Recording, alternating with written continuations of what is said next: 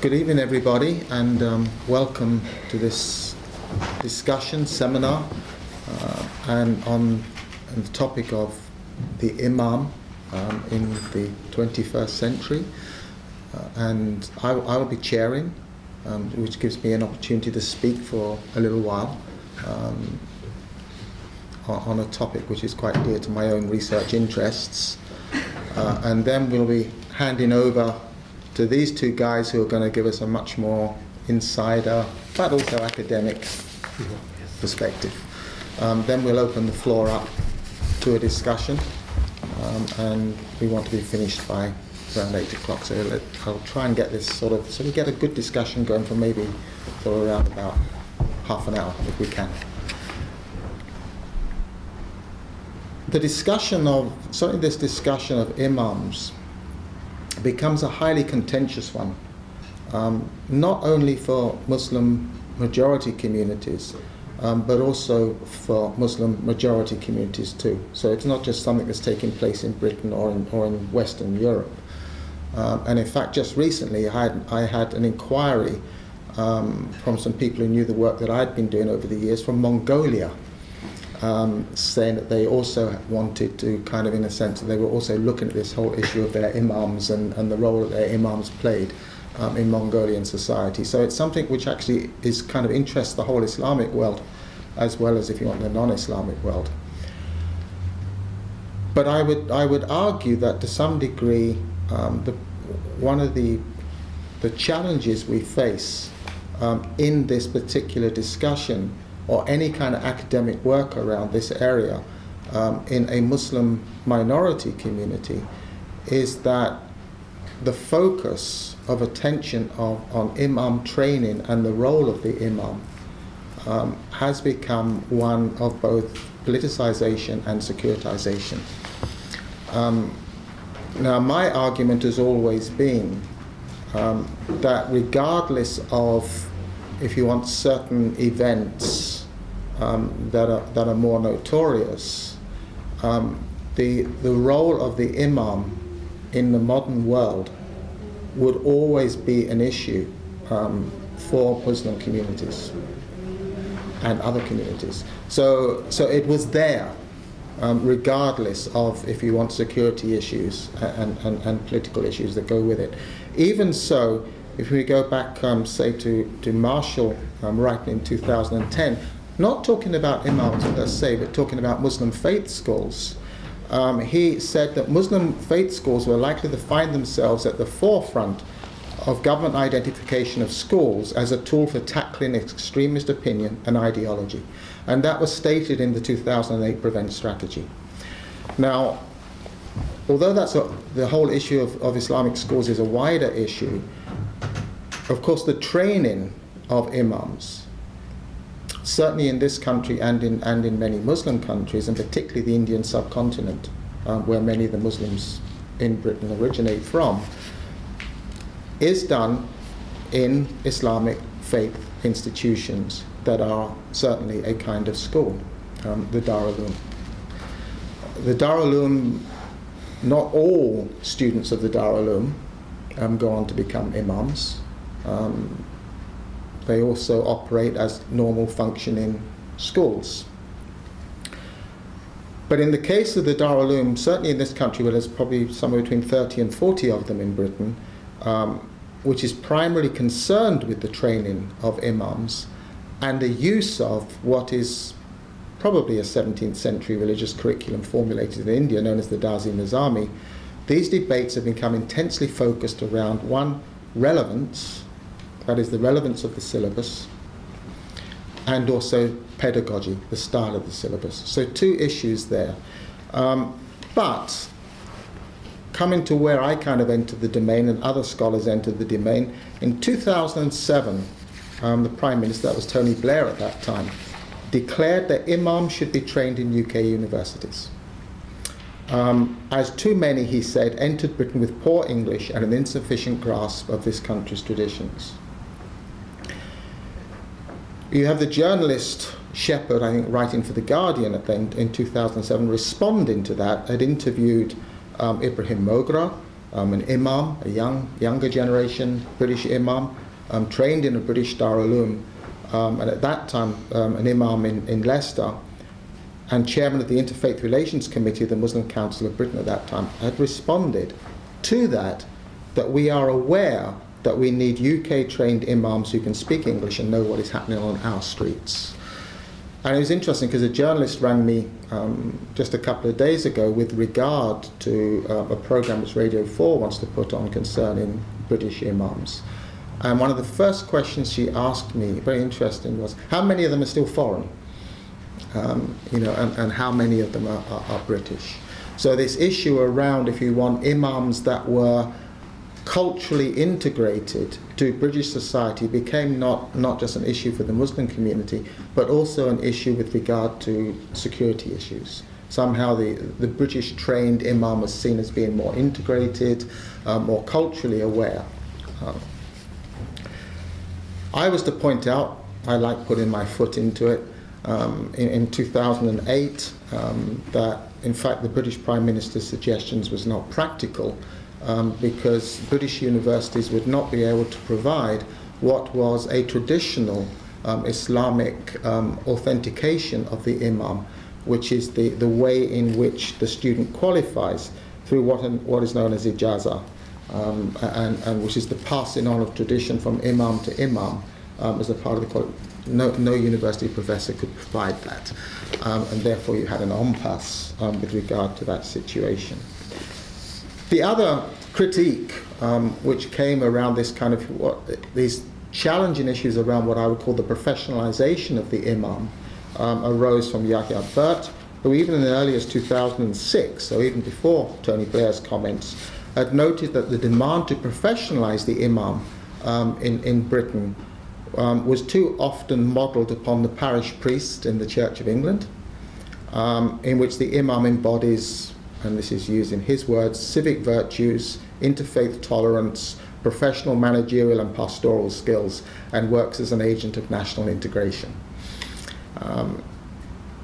So what we find is then this huge pressure coming from government and media on traditional Muslim educators to professionalize not only the education of the imam, but the role of the imam in Britain.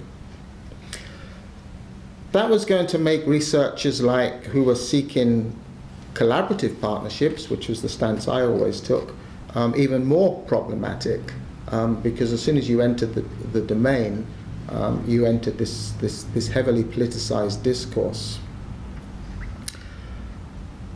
It made the possibility of collaboration with empathetic partners from higher education difficult. There were access difficulties, there were sensitivity difficulties, and you had to, in a sense, develop the ability to walk within, if you want, a stranger's religious landscape to a very high degree in order to carry out your research. Consequently, there were access issues, as certainly Sophie knows back in those days, and even and I found access issues too. Around about 2008, we find a number of government agencies becoming very interested in this question, not least the Home Office, the DCLG, and a report was commissioned by Scott Bauman and McAdam to look into the whole issue of Islamic education and look at the possibility. I don't know what the government was expecting from that report, but certainly the report indicated that there were possibilities for that not everything that was going on in imam training or was a bleak picture, and nor was everything that was going on in the practice of imams in Britain a bleak picture.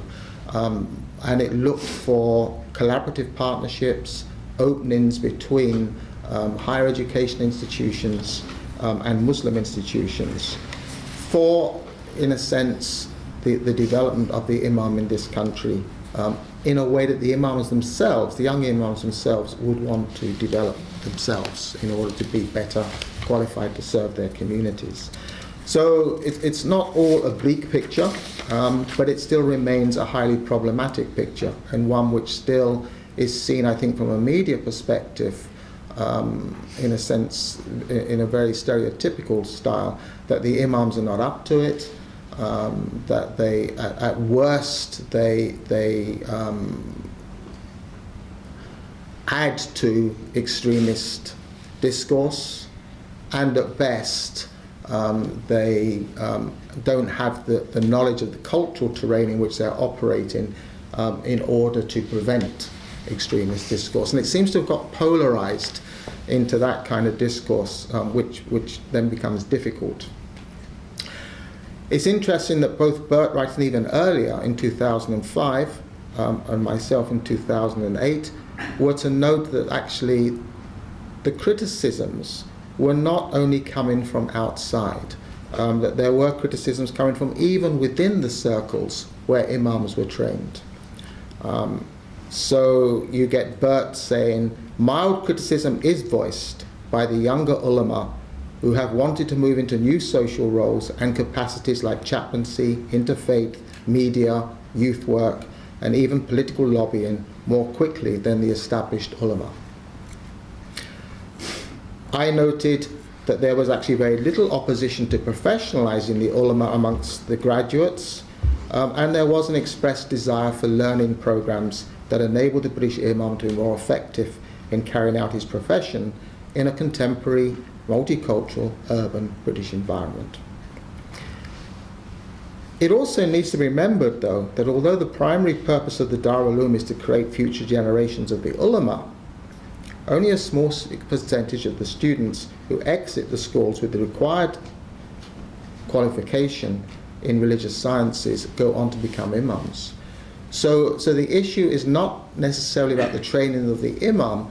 Whatever training the graduate imam gets is also the training that 200 or 300 or 400 children will get, and to what degree does that training, is that education fit for purpose in a modern British society.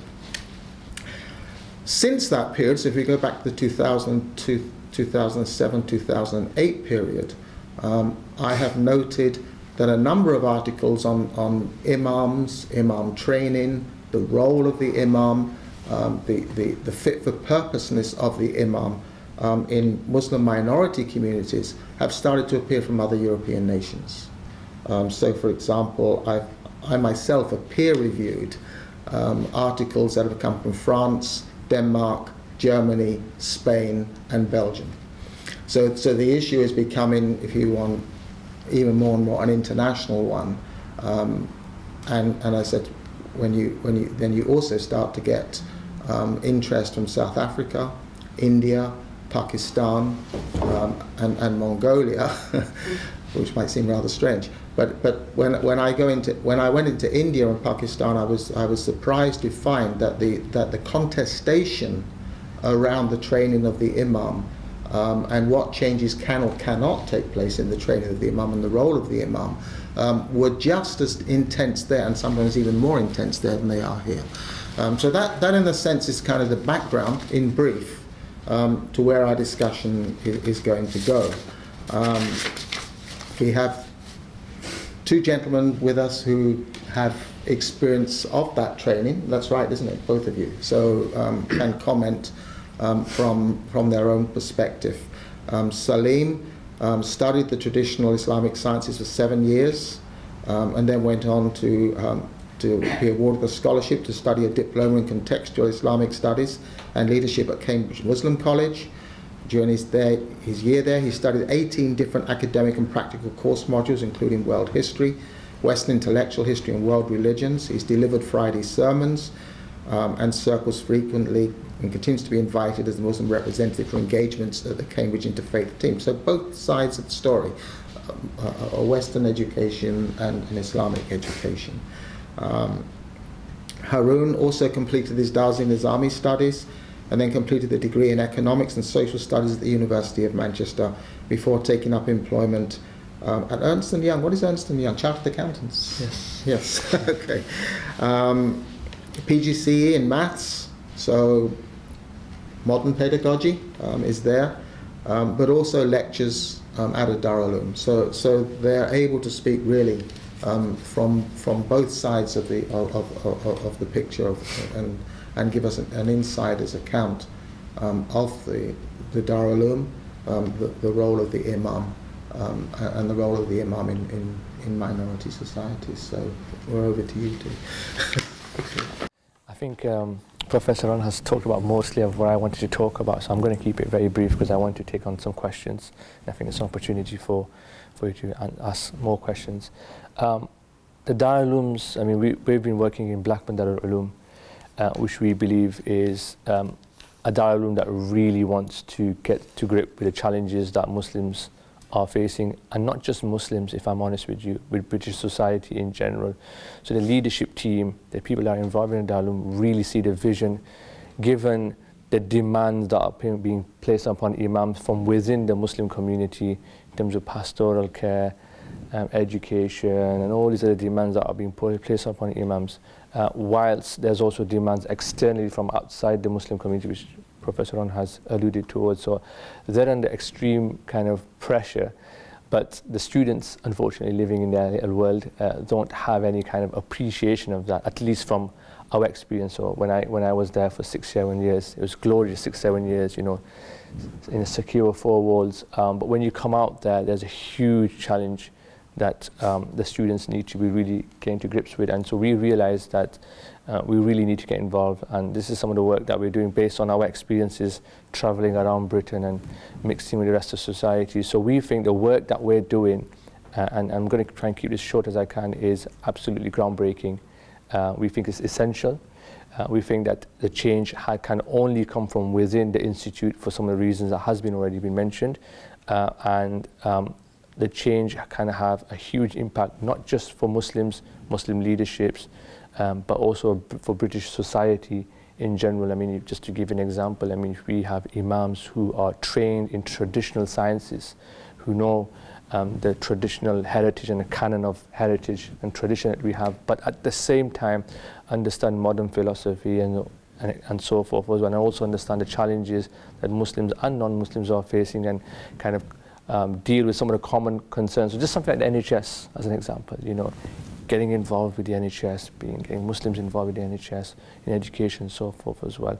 We think in the long term this is going to be a huge move and step in the right direction, because the fact of the matter is 80% of the imams, 80% of the imams that we have are from Deobandi Darul Ulums. That's a huge percentage, you know, by any measure. And so if we can do that, and so what we're trying to do here is we realize that Darul Ulums have a place in society, and Darul Ulum that we're working for also realizes that we need to work with universities to help us achieve what we want to achieve, but there's also interest for them because they're able to kind of reach out to a larger community and serve society, which is what we think we need to do. So we're trying to, in our own ways, develop a collaborative partnership with universities while respecting our own traditions that we have, and that's a rich tradition that the Darul Ulums have and the universities have, but also working together for to kind of create courses, to create leaders who are able to steer British society. I wouldn't even say Muslim society, I would say British society, because it's all about all of us who are able to steer British society in a right direction and give strength to society, which we already have, and to take that forward and to give greater guidance to our ever-burgeoning youth population as well. So that's where we're doing, and we're genuinely passionate about it. I mean, we've been working on it for about 4 years now, 3 years.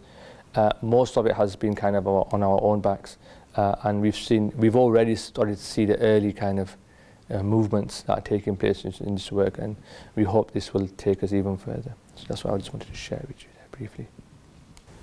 Okay, if I may say, I'm not going to take more time because I think it's important for everyone to have an opportunity to ask questions, and I think discussion will be more fruitful.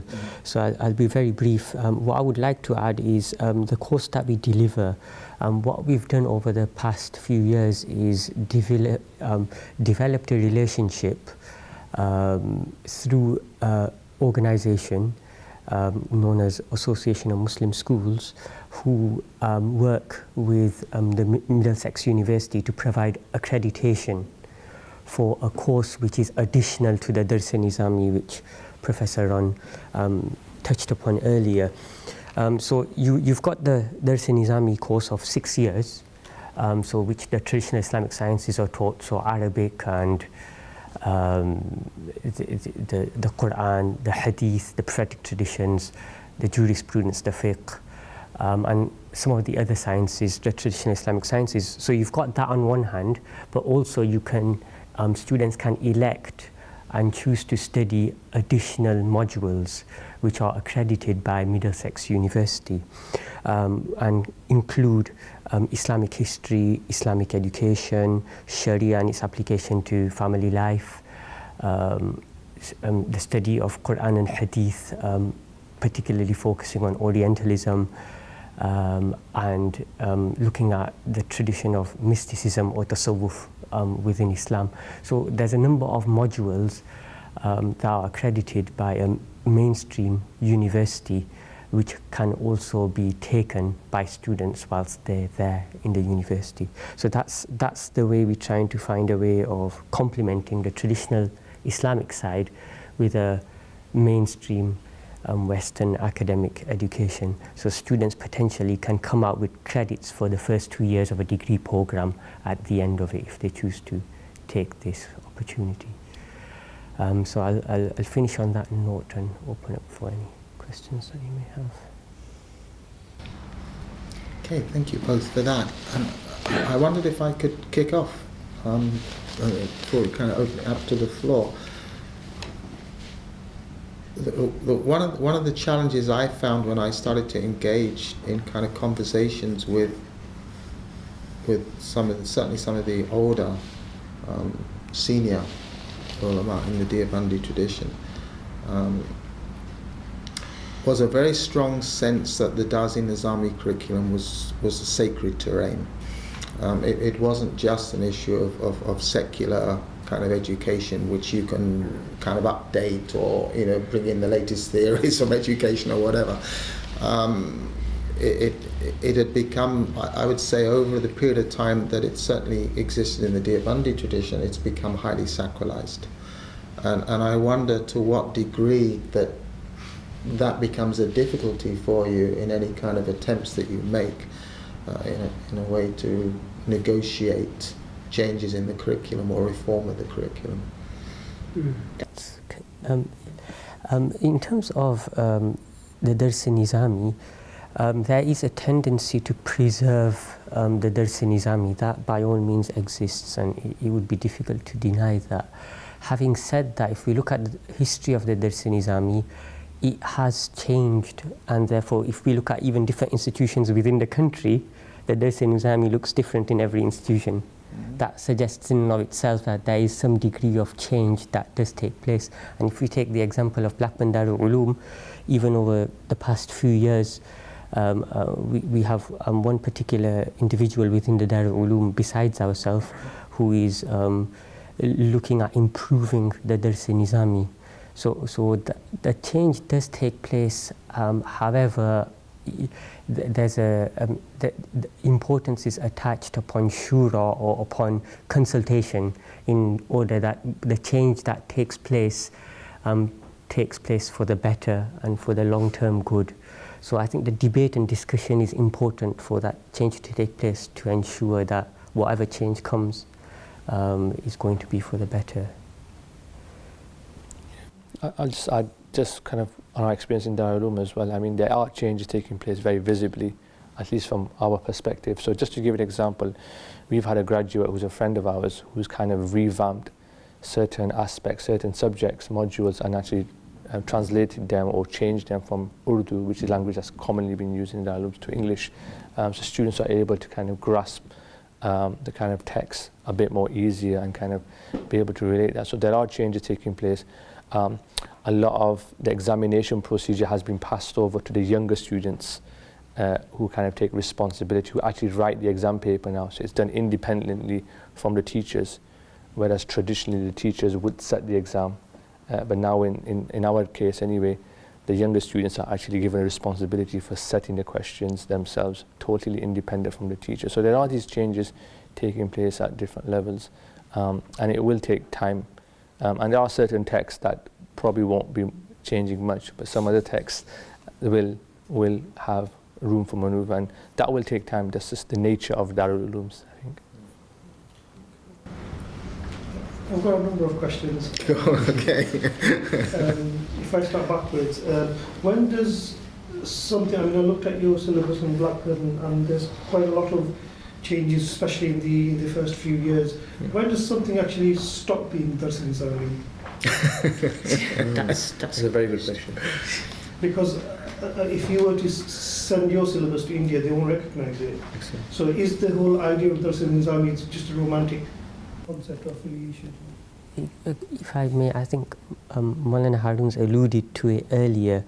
I think there's certain texts which cannot be changed. So, for example, I can't see the last year of Hadith that changing, or, for example, the teaching of the translation of the Quran that changing, or the tafsir of Jalalain not being within the curriculum. Even Hidayah probably may not change. So I think there's certain texts, or the Hanafi fiqh in general, Hanafi texts in general, I think that pretty much is going to be a constant, seems to be a constant.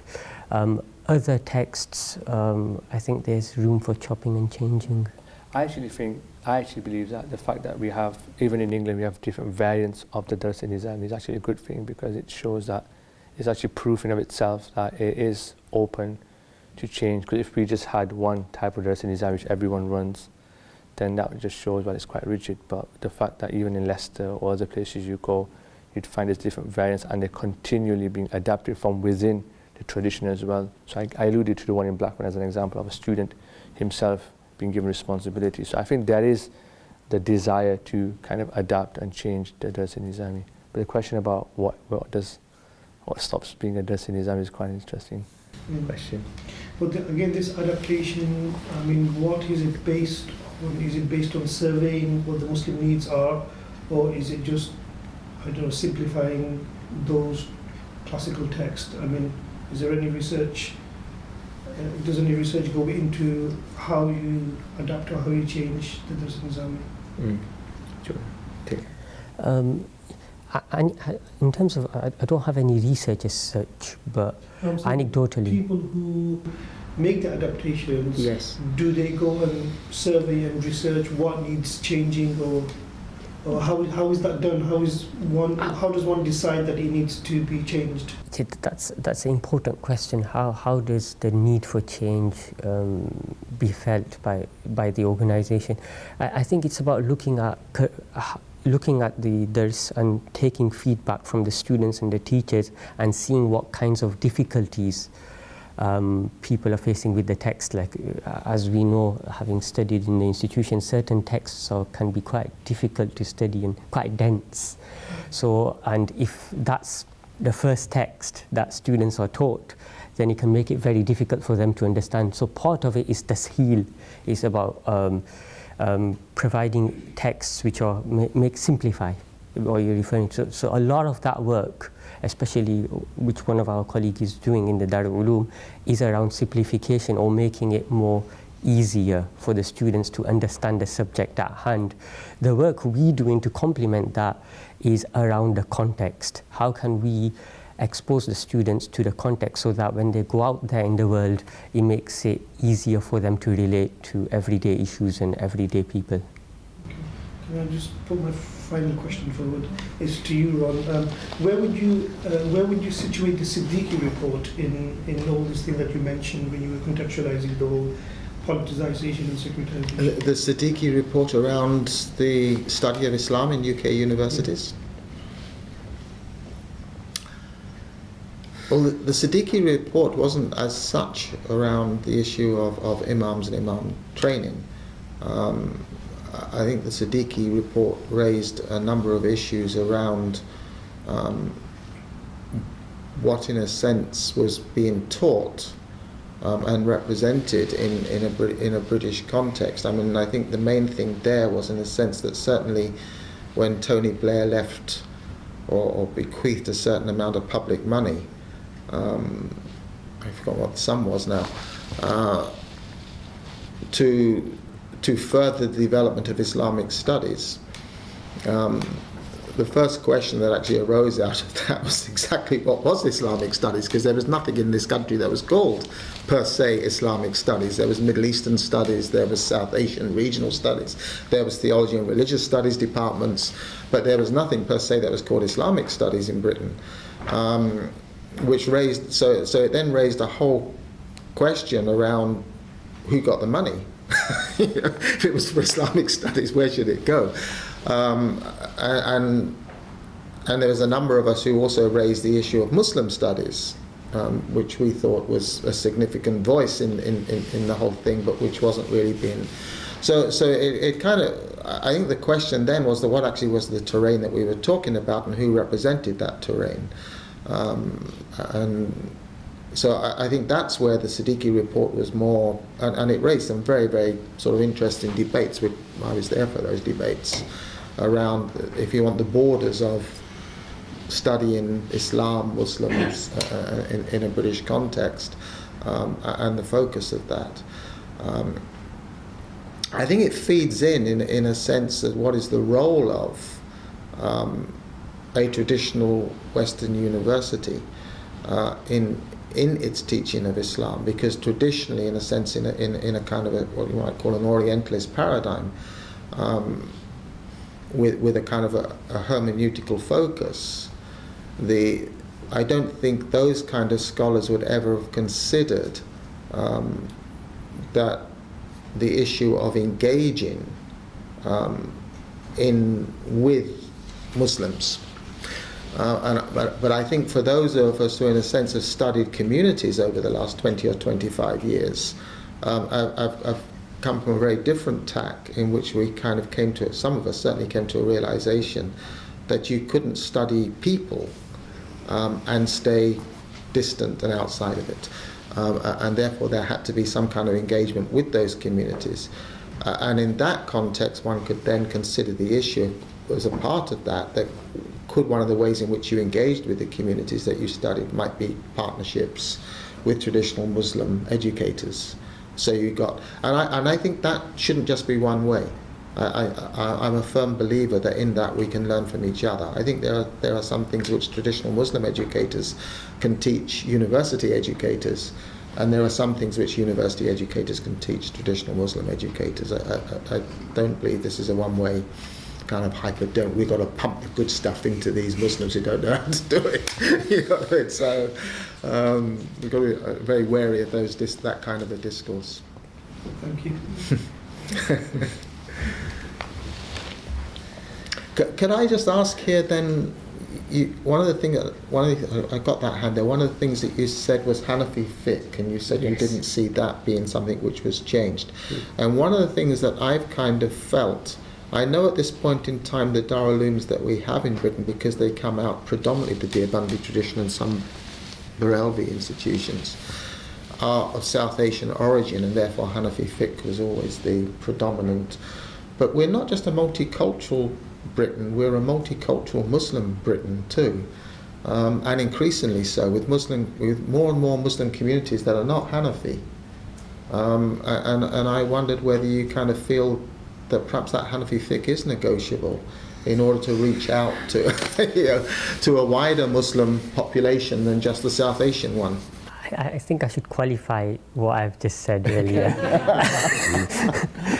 As in the Hanafi fiqh being at the core of the dars, that's not to suggest that other schools of thought cannot be taught alongside it. So for example, in our Darul Ulum, our colleague, he's developing some kind of curriculum, or at least incorporating some texts from other schools of thought within the curriculum to support, to be studied alongside the Hanafi fiqh. So once one has got a grounding in the Hanafi fiqh, then the student potentially can be exposed to other schools of thought. So that kind of work has started to happen within the Darul Ulum.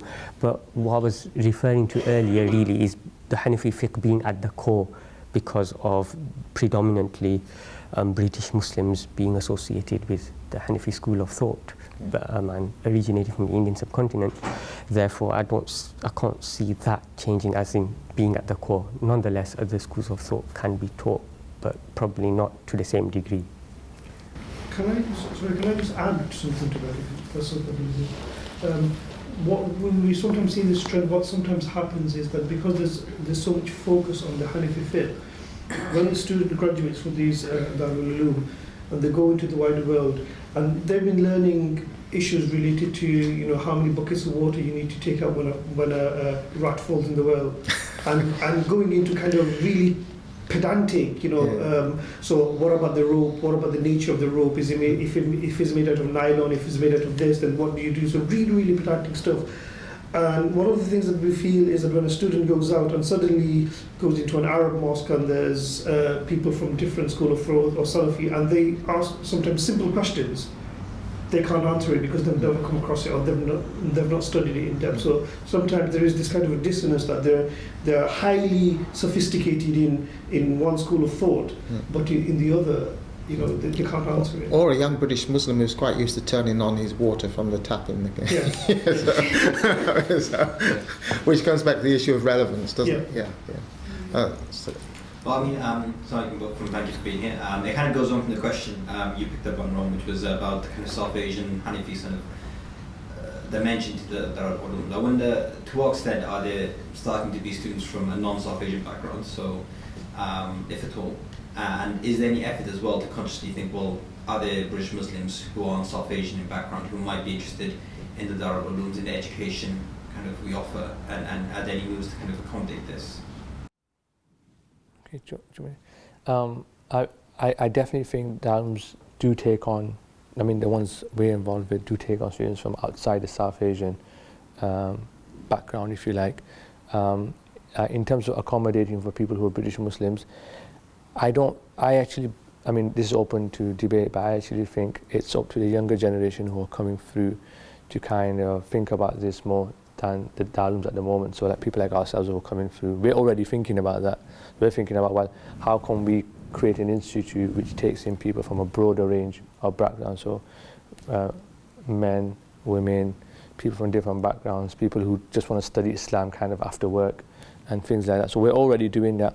So I think it's not going to come from a Darul immediately, but I don't see any reason why it'll come from a kind of graduates from Darul, kind of like a separate institute, because that allows kind of Darul to focus on what they're doing best, and the other people do, like Adam Smith, like in economics, do what you're really good at. And so let the Darul do what they're doing, and then people who are younger, who have kind of more kind of energy and enthusiasm perhaps, can kind of tailor for a different market, if you like. That's the way I see it working. I mean, as it stands, how central is Urdu to the syllabus, and how much of that is changing, or is going to change? Urdu is a difficult one because on one hand, that's the Deobandi Darul Ulums from the outset have had Urdu from the start, so it's something that's seen central to the curriculum in some ways. So the language of delivery has been Urdu. Having said that, the Urdu, I think, may still be there in order to preserve the tradition in the future, but a lot of the delivery is starting to take place in English. So some of the younger teachers within the Darul Ulum have started to teach English. And if you look at, for example, South Africa, there's a greater focus on the English. So in principle, from there we can see that to teach the Dars in English is a possibility, but because of the way the British Deobandi tradition has developed, I don't see that changing anytime soon, and I don't know whether complete change would be a good thing either. That would be up for debate and discussion. But yeah, there does definitely need to be more emphasis on the English. That I think we can agree on. And I think that's where we're trying to come in, because we understand that, the Urdu texts in the Deobandi tradition are vast, right? And if you were to bypass that, you're bypassing a huge treasure trove of intellectual heritage. So you can't just bypass that. So what I would say is, if we can work on the English side, what will then happen is we'll create a generation of scholars. This is my personal vision in one way, is to create a generation of scholars who are able to translate or actually take on this language and translate it into English in a way that's rich and does serve some justice to the tradition as well. So we're still at that stage where we're trying, and this is part of what we're doing with the collaboration, is we're trying to create generation of scholars who are able to look at the tradition, the heritage of the Urdu text that we have, and translate that into an English in a way that it's able to reach a wider audience. I mean, many Arab scholars I've read have praised the Deobandi tradition. Many Arab scholars have said, if only this was in Arabic, if only this was in another language. This is, how can you just keep this in Urdu? Why don't you share it? So there is that importance of Urdu still within Deobandi dialogues. Thank you for coming. Can you speak to some of the motivations that are driving the new generation of imams? You mean in terms of people wanting to go to a Darul or to become an imam? Both, not just people who are becoming imams, but people who are studying as well in the Darul. Okay, that's an interesting question. That's something I want to find out myself, to be honest. But if I leave the imam one for one side and just answer the one that motivates, I think there is a strong current, not just within Darul, just broadly speaking, people want to kind of learn Islamic knowledge, especially within the younger population, even with the professional population. I mean, I run study circles myself at home or in my little kind of shed, if you like. And so there is a demand. I think that the reason is people want to connect to tradition, and that's one of them. They are kind of, they want to move away from, they're facing challenges from the West, which they perceive as threatening perhaps, and they want some sort of direction. They're also for themselves, so they grow, their children are growing. And this is a conversation I've had with many young parents like me who think about, well, what about my child? What's going to happen? It's challenging. So they want to learn about Islam themselves because they realize that when I was younger, I didn't learn as much, so I can do this part-time Darul Islamic course. So that's probably another motivation for people who want to go to Ulums. There is obviously some students who go into Darul Islamic course because their parents want to kind of put them there because it's a good place to be, rather than be out there in the world and doing X, Y, and Z. So there is still that. But I think personally we're moving away from that. In fact, Blackburn Darul, and I can't speak for other Darulums, actually has a process now. So you have to apply, you're interviewed away from your parents, and they try and get behind the motivations. And this is something I'm going to look into in terms of what kind of responses the students give. So we have a vetting process, if you like, where students come in, they have to do a series of exams, even in maths and so forth. And then we kind of find out, well, why is it that you want to study Islam? And I think another thing which is quite a trend at the moment, and I've seen this, is you've got YouTube, you've got the internet, and people are seeing scholars on there with these 5-minute videos that are inspiring and motivation, and then people want to become scholars. We might laugh at it, but it's a reality. And you only have to speak to a lot of youngsters who learn their deen, they learn their faith from the YouTube, and they're like, oh, I want to become a scholar now as well. So there's lots of motivations. Thank you. Did you want to add to that? I think that's a sufficient, brilliant answer. I would just very quickly add that certainly I found when I interviewed those that were in the final year, and this certainly was Blackburn Darul, so we're in the same institution, and allowing for the fact that probably students had been selected to talk to me, so they were looking for good ones to talk to me. But I mean, certainly I found a very high level of motivation, not just to serve Islam, but to serve humanity. That seemed to be a very dominant theme that came out. So young men that were talking about becoming eye surgeons, or and wanting to go into hospitals in the Middle East or Africa, and provide a very modern training in difficult, poverty-stricken situations. And so, but like any school, most schools, children are selected by their parents that go to the school, not by their own decision. So, and that's also true of Darul. I was just wondering whether these kind of transformative ways of learning and teaching have kind of been resisted by existing imams or those in the Muslim community. As in some of the work that we are doing in I think resisted is that we haven't had, because we're working within an institution which trains imams in effect, and the institution itself, the management of the institution itself is very supportive of the work we do, we haven't really experienced much resistance, have we? We've probably experienced the opposite. Probably we've actually had demand for people who want to join the course, of people who've graduated and people from within the Muslim community who've heard about the course. And actually, I'm not trying to sell the course, but of course. But we've had people that actually, parents have come to me and said, why don't you do this in our school? But the fact of the matter is there's just 2 of us at the moment, or 3 of us at the moment. So we haven't had resistance. What I will just add, which is I think is really, really important, is often overlooked, is it's all about your relationship that you have within a Darul Ulum. So amount of work you can get done in a Darul Ulum is how you are seen or perceived by the people who run the Darul Ulum. So if you're seen as one of them and seen from within the tradition, you're given a lot more liberty and freedom, and that's something for us that's been a great asset, because we're able to do a lot of things in a Darul Ulum, and we've been given more control than we otherwise would have done in Darul Ulum. So yeah, I know I'm kind of deviating from your question, but I want to make this important point, which is really important, that like any institution, if someone came to your door and you don't quite know them, how much are you going to give to them? But if you know this person, you've had that relationship, you've seen their track record, then you're more likely to give them more. And that's just a natural human kind of trait or behavior. That's very important that we bear that in mind. Would it be true in that context then to say that Muslim parents themselves who choose to send their children to a Darul Ulum to some degree are driving change? Yes. Yeah.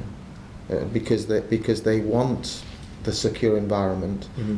they want their children to be good Muslims, but they also want them to be successful. Of course, and one of the motivations for Blackburn Darul Ulum is, even though it's a Darul Ulum which trains imams and future ulama, if you look at the school education, it's outstanding. And so there is that side, and you have to remember, they don't have a £2 million budget. They have a shoestring budget. Anyone that looks at the finance of a Darul Ulum and the fees that they charge, and they're doing a tremendous job. It's one of the top schools in Blackburn, right? And school isn't their focus really. So there is that demand that, okay, we're going to send our children here, but we also want them to get great GCSEs and A levels as well.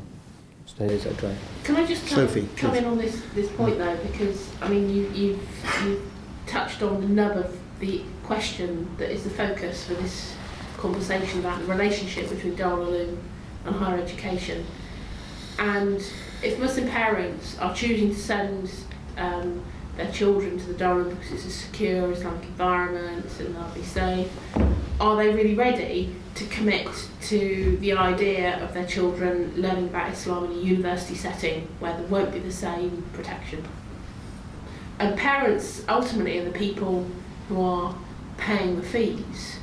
And so is there likely to be a kind of roadblock at that point where parents are saying, well, actually, we're not very comfortable about our children learning about Islam in a university setting where they are exposed to all the kind of vices that go with the university environment, and where there is still this legacy of kind of quite Orientalist approaches, and the bottom line is the parents pay the fees that will make this possible or not in the future. And so I just wonder whether you feel, do you have your finger on the pulse as to actually how the parents feel about the prospect of a closer relationship between Darul Ulum and the university setting? If we go by what our experiences and where we are at the moment, in order to get onto this additional course that we have, Islamic Studies course, which is accredited by Middlesex University, the first 2 years of the degree program, that is a voluntary program, and the parents have to give a certain amount of money in order for their children to be on the course. And of course, not all parents are up for the course, and we have to accept that, but that's not to suggest that none of the parents are up for the course either. So some parents will be wanting their children to have that education within the Darul Ulum, and others may not be, and I think we just have to be open to that diversity. I suppose just kind of following on then, the because it's delivered within the Darul Ulum, they can feel assured about the kind of safety from a spiritual point of view of their child who's studying that programme. But a collaborative partnership that really was genuinely two-way and involved the campus of two institutions is a different matter. And yet, if actually some of the kind of leadership needs, the pastoral needs of Muslim communities in the future are going to be addressed, then it requires a leadership who have been exposed to some of the vices of the modern world and who understand how to retain their own spirituality and their own religious conviction within that complex secular world. I think it's a comment rather than a question, really. Yeah. It's just a thought that actually this is. What I'm going to very quickly say, and this is probably one of my reasons getting involved in what I'm involved in currently, and I hope it'll take me further, is that I think we have a bottleneck. Ideally, what we'd really like is we'd like our students to go to universities and benefit from Darul Ulums and universities, but I think the parents generally wouldn't have an issue with that as long as the teachers or the kind of people managing the whole relationship were people from within the system. And the problem then we have is we don't have enough of those people at the moment yet. I say yet because I'm optimistic and I'm hoping that will change very quickly, and I'll work really hard to change that, hopefully. But so if we can do that within the next 5 to 10 years, where we create through what we're doing a group of students, maybe even 4 or 5, who are going through academia, who understand the challenges, and they are able to kind of create this relationship where students can go in the evening, on the weekend to university, however it's going to work, and the parents will feel a lot more secure because it's a Maulana that they know, or it's a person that they know, because in our communities it's all about the person, unfortunately, more than what's been taught. So if the person there is seen as someone and I talked about relationships before, and this is again very, very important, this is an underlying theme, that if it's someone that you know from within the community, he's your local imam or he's your local person in Blackburn, then they will be like, oh, okay, I have no issues with this course because I know this person, I know what he's achieved, and I want my son to become like him, so therefore I'm going to allow my son or my daughter to go down that route. And I think that's really important. So in many ways we're trailblazers, if you like, in what we're doing. We're setting a trajectory, hopefully, for future. Obvious. I think Sophie, there's probably that those that would go on from a Darul Ulum to study in Islam in a British university as a degree are probably, we're still only talking about a very small percentage of Darul Ulum graduates who would do that. Many will go on to university, far more, and do subjects which are not Islam, you know what I mean, and will therefore still have to engage with everything that goes on in British secular institutions. So parents, in a sense, are then torn, aren't they, between one, the desire for their children to be successful, and university being a road to success, and two, to, in a sense, protecting them. You can't fully protect all of someone's life. And I think it's true that I once allowed an open conversation to take place amongst a group of newly qualified imams who had done Islamic studies, Manchester and Exeter, I think Leeds. And that was quite an interesting conversation, because that was torn between those who were saying, man, that is really challenging to your faith. And others who were saying, yeah, but that's a good thing, because if your faith isn't challenged, what kind of faith is it? Which is actually a very similar, kind of conversation that I've heard take place amongst Christian students coming to study theology in a British university as well. You know, that faith needs to be challenged. It can't just be protected. You know what I mean? And you know, for faith to grow, you need to take on those kind of challenges and deal with them intellectually as well as emotionally. You know, so it was very interesting to see that conversation was taking place amongst them. Parents are another issue, of course. Yeah. Well, it's 8:05. We should probably call it to a halt there.